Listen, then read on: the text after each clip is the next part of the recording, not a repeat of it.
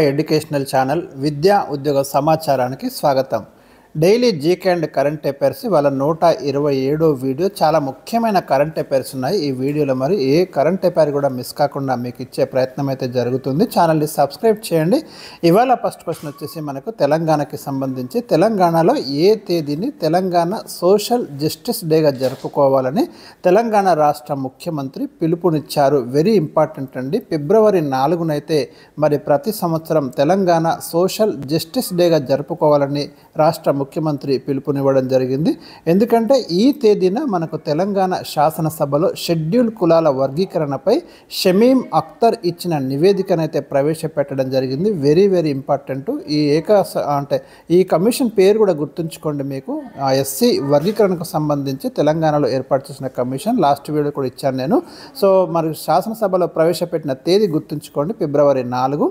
ఇక షమీం అఖ్తర్ కమిషన్ ఏర్పాటు డేట్ కూడా ఇచ్చిన అక్టోబర్ 11, 2024. వీరి రిపోర్ట్ అయితే 2025 ఫిబ్రవరి 3న ఇవ్వడం జరిగింది. Question number 2. ఎస్సీ వర్గీకరణపై సుప్రీంకోర్టు తీర్పు ఇచ్చిన తర్వాత ఎస్సీ వర్గీకరణ ప్రక్రియను పూర్తి చేసిన మొదటి రాష్ట్రం ఏది? అది కూడా తెలంగాణ నుండి.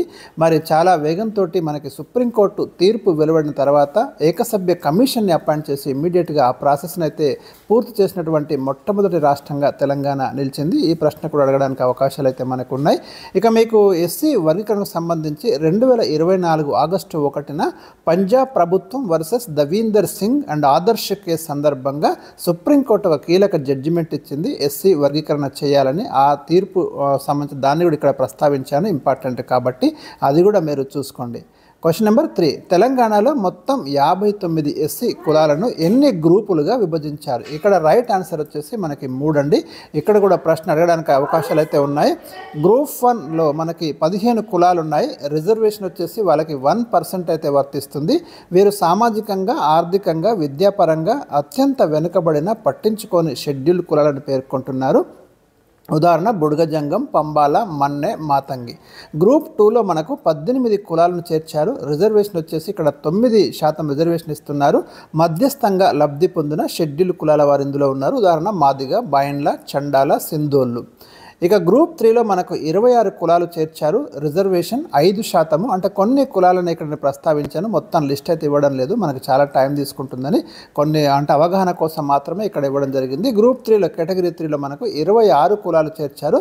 రిజర్వేషన్ 5% ఇవ్వాలని నిర్ణయించారు. మెరుగైన ప్రయోజనం పొందిన షెడ్యూల్ కులాలు ఇందులో ఉన్నాయి. మాల అయ్యవార్, మహార్, రెల్లి, ఆది ఆంధ్ర మొదలైనవి. Question number 4. భారతదేశంలో చివరిసారిగా కులగణన క్యాస్ట్ సెన్సస్ ఎప్పుడు జరిగింది? వెరీ ఇంపార్టెంట్ అండి. 1931 మనకు చివరిసారిగా క్యాస్ట్ సెన్సస్ అయితే చేయడం జరిగింది. అయితే ఎవ్రీ 10 years ఒకసారి జరిగే జనాభా లెక్కలలో ప్రత్యేకంగా మనకు బీసీ పాపులేషన్ అయితే లెక్కించడం లేదు. ప్రధానంగా గమనించండి. మీరు ఇక్కడ ఇచ్చాను. Question number 5. తెలంగాణ ప్రభుత్వం నిర్వహించిన సమగ్ర ఇంటింటి కుటుంబ సర్వే ప్రకారం రాష్ట్ర జనాభాలో మొత్తం బీసీ జనాభా శాతం ఎంత? ఇక్కడ కన్ఫ్యూజ్ కాకండి. 46.25% అయితే ఇక్కడ మనకి ముస్లింలో ఉన్న బీసీ వారిని కలిపితే ఎంత అవుతుందంటే అది 56.33% అవుతుంది. గుర్తుంచుకోండి. ఎందుకంటే మీరు ఇక్కడ ముస్లిం బీసీలో 10.08 ఉన్నారు పర్సంటేజ్. ఇక్కడ బీసీ 46.25%. ఈ రెండు కలిపితే టోటల్ బీసీ పాపులేషన్ అన్నప్పుడు 56.33. కాబట్టి క్వశ్చన్ ఎట్లా అడుగుతున్నాడో మీరు చూసి ఆన్సర్ చేయండి. ఈ మొత్తం కలిపి అడిగితే మాత్రం 56.33 అవుతుంది. ముస్లిం బీసీని కలపకుండా బీసీ జనాభా అన్నప్పుడు 46.25% అవుతుంది.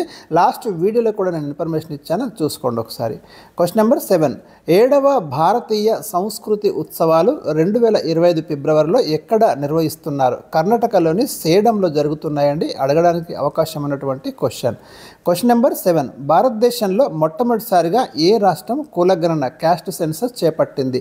బీహార్ అండి. 2023లో మరి బీహార్ అయితే మొట్టమొదటిసారిగా క్యాస్ట్ సెన్సస్ను తీసుకోవడం జరిగింది ఇండియాలో. రీసెంట్గా తెలంగాణలో జరిగింది. Question number 8. 2025లో ప్రకటించిన 67వ గ్రామీ పురస్కారాలలో గ్రామీ అవార్డు పొందిన భారతీయ సంతతి మహిళ ఎవరు? రైట్ ఆన్సర్ వచ్చేసి చంద్రికా టాండన్ అండి. ఈ గ్రామీ పురస్కారాలు ప్రపంచంలో ఇచ్చే అత్యున్నత సంగీత పురస్కారాలలో చాలా ముఖ్యమైనవండి. ప్రతి సంవత్సరం మనకు అమెరికాలో వీటిని ప్రదానం చేస్తారు ముఖ్యమైన మ్యూజికల్ ఆల్బమ్కి.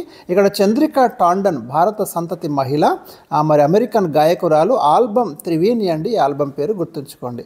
క్వశ్చన్ నెంబర్ 9, ప్రపంచ మృత్తికా దినోత్సవం వరల్డ్ సాయిల్ డే అంటాము, ఏ తేదీన జరుపుకుంటారు? Important question. World soil day లేదా ప్రపంచ మృత్తికా దినోత్సవం డిసెంబర్ 5న జరుపుకుంటారు. దీన్ని మృత్తిక అంటే నేల అండి, గుర్తుంచుకోండి. ప్రపంచ మృత్తికా దినోత్సవం డిసెంబర్ 5న జరుపుకుంటున్నారు. క్వశ్చన్ నెంబర్ 10, 2025లో భారతదేశంలోని ఏ 4 ప్రాంతాలు రామ్సార్ జాబితాలో చేర్చారు? ఇక్కడ రామ్సార్ జాబితా అంటేనండి ఇండియాలో ఉన్నటువంటి చిత్తడి నేలలు, అంటే ప్రపంచవ్యాప్తంగా ఉన్నటువంటి వెట్లాండ్స్, అంటే బురదగా నీటితో నిండి ఉన్న ప్రాంతాలను మనం వెట్లాండ్స్ అంటాం కదా. అవి చాలా చాలా ముఖ్యమైనటువంటి ప్రాంతాలు, పర్యావరణానికి కావచ్చు, జంతుజాలానికి కావచ్చు. అలాంటి ప్రాంతాలను రామ్సార్ జాబితాలో చేరుస్తారు. రామ్సార్ అనేది ఒక ప్లేస్ అండి. వాస్తవానికి ఇరాన్లో మనకి 1971లో రామ్సార్ నగరంలో ఒక అగ్రిమెంట్ జరిగింది. ఇలాంటి చిత్తడి నేలలను పరిరక్షించుకోవాలని దేశాలు అగ్రిమెంట్ చేసుకున్నాయి. సో అట్లా ఆ దేశాలలో ఉన్నటువంటి ముఖ్యమైన చిత్తడి నేలలను ఈ లిస్టులో చేర్చడం అనేది జరుగుతుంది. ఇప్పటిదాకా మనకి భారతదేశంలో ఈ 4 సైట్స్ కలిపి 89 ప్రాంతాలు ఈ రామ్సార్ జాబితాలో చేర్చారు. మరి రీసెంట్గా 2025లో చేర్చిన ప్రాంతాలు మీరు చూడండి. సక్కర కొట్టే పక్షుల అభయారణ్యం, వెరీ ఇంపార్టెంట్ అండి. ఇవి తమిళనాడులో ఉంది, రీసెంట్గా చేర్చారు రామ్సార్ సైట్లో. తీర్థాంగల్ పక్షుల అభయారణ్యం, ఇది కూడా మనకు తమిళనాడులో ఉందండి, బర్డ్ సాంక్చురీ.